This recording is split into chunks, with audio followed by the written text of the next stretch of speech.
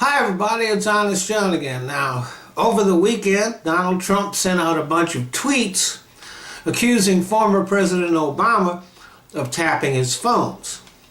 And the White House is now demanding that Congress investigate this allegation, which was made with no evidence. The reason why Congress is investigating the Trump campaign is because there is evidence that they were colluding with Russia. Now Trump wants an investigation based on no evidence at all.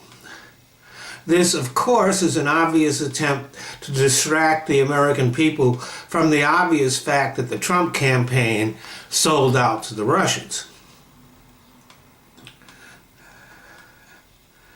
But it is more than that.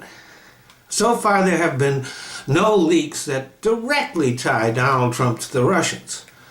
But they have left a trail that does lead right up to his doorstep. More and more Trump aides have been found to be in contact with the Russians.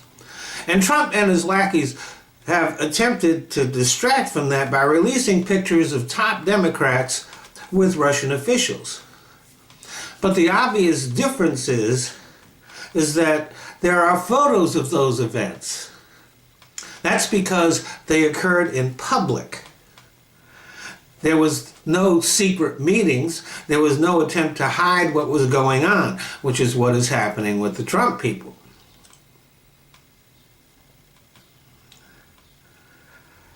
But there is another reason for Trump's allegations against Obama.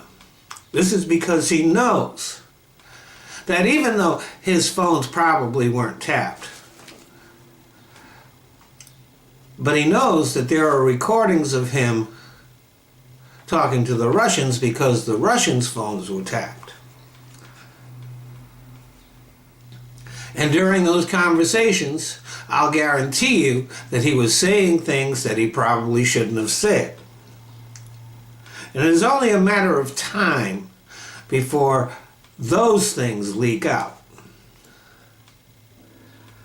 In law, this is known as guilty knowledge. And those Trump tweets, they're the same thing as a confession of his guilt. When the whole story comes out, it will be the end of Trump's term as president. And none of his tweets, lies, and attempts at distraction is going to prevent that. Thanks for listening.